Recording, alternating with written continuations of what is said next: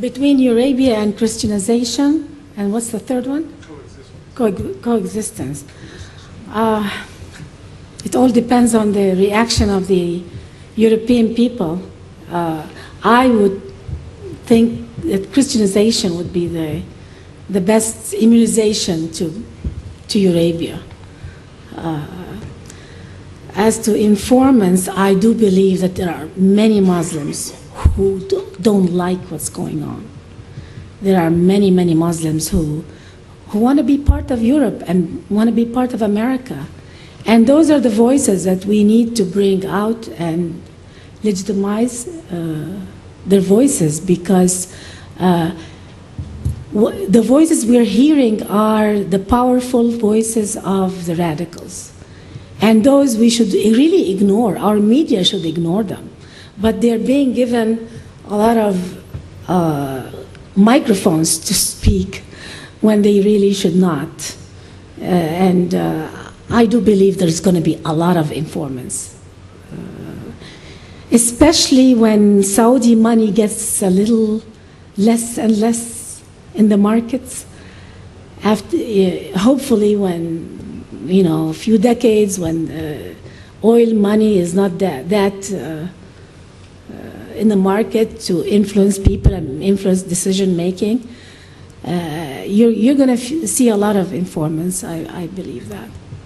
Yeah, I agree with Rafael Baraki with the idea of if Europe needs more immigrants, it's a good idea to think of alternatives other than the Muslim world and not just be Europeans versus Muslims. It should be more of a, maybe Asians, South Americans, and this way you avoid the trap of having European versus Islamists. That's a very important. It's a good point. Just to comment on this, I remember when I visited a mosque in the United States in the early 80s, and at that time I considered myself a good Muslim, but I wasn't radical. But the first thing I was told in the mosque, don't assimilate in America, because we're here to Islamize America. I don't think it has anything to do with the culture of Europe or the culture of America or the culture of any country where Muslims are. I think there is a very strong identity as a Muslim, and it's a number one thing. And there is also the urge to spread Islam. It's part of the nature of the religion. The troublemakers are the ones who don't want to assimilate, and they are the ones who are trying to force their ideology on the rest, who are happy to be in Europe or happy to be in America. There's something that I notice about Western culture in general, whether it's in America or here. There is almost a wish to stay the way you are. The message to non-Westerners who immigrate to the West is almost like, we love you just the way you are, don't change, don't become like us. And multiculturalism, just speak your language, dress the way you are, stay the way you are, we love you the way you are. And it's almost like they are stunting their development. And it's done on just as a self-congratulatory thing for the West. Like, I am allowing them to stay the way they are, thinking that they're doing them a favor.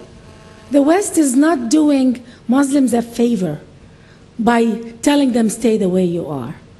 The West is not doing any other culture, because many cultures want to be like Europe, they want to be like America.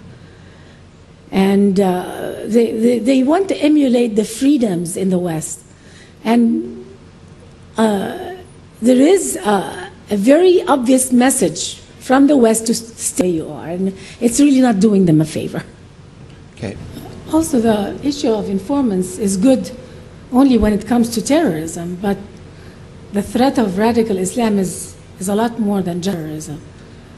Yes, just to say, at a time when we quite rightly expect quite a lot of various Muslim clerics and Muslim leaders in terms of denouncing terrorism, it's always, I think, worth remembering the Catholic Church's position in Northern Ireland and the fact that at a time when you could still be excommunicated for marrying a divorcee and everything like that, how many members of the Provisional IRA were excommunicated by the Catholic Church? Why was Martin McGuinness continually able to go to Mass and pretend to be a communicating Catholic? Why were IRA funerals ever permitted in Catholic churches? Why was the Catholic Church so willing to permit that? I would also just add a second point there, which is that infiltration actually recently in the UK in terms of Islam has actually been fairly successful.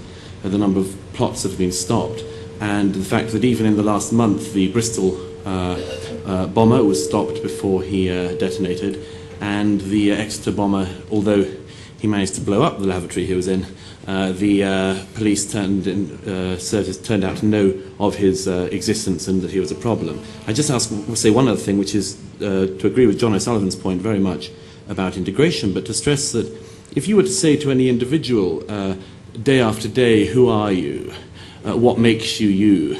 And to continue to go down this line with them, an individual would probably end up cracking up.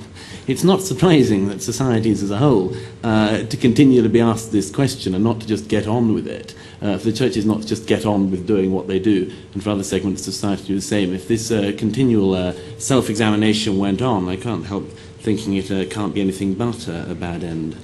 I really have hope for Europe. I'm not that pessimistic about it, because we're still okay. The thing is, how do you get united and make decisions, and make very quick decisions? It's still your country, it's still your land, you're still the majority, and I don't believe that Eurabia is something, an ultimate thing that you can't avoid. I'm sure Europe can avoid this. The thing is, how do you get your laws to protect yourself from reaching this vision, that's a horrible vision that no one wants to see Europe in? You're the bosses, Europeans are the bosses. They have to, immigration is the major, in my opinion, major problem. You need labor. You're not, the demography is shrinking, and apparently you need somebody to support the older generations in Europe until you start having more children again, which I hope the Europeans will start encouraging that.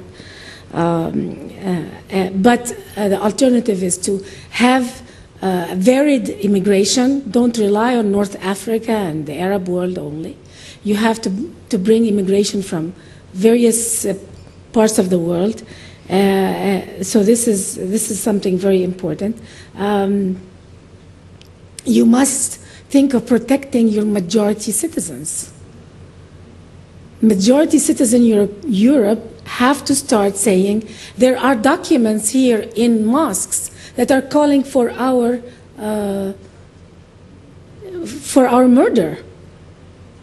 Islam has so much scripture that calls for the murder of non-Muslims. And this is dangerous. I don't want to live if I'm Muslim, I don't want to live in a country that's welcoming immigrants, carrying books saying, I want to kill you. And that's what's happening.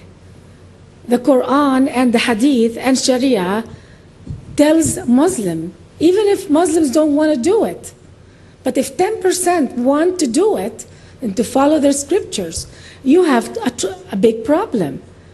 And something has to be done about the verses that require Muslims to kill non-Muslims, or to not to befriend them, not to associate with them, not to even treat them well.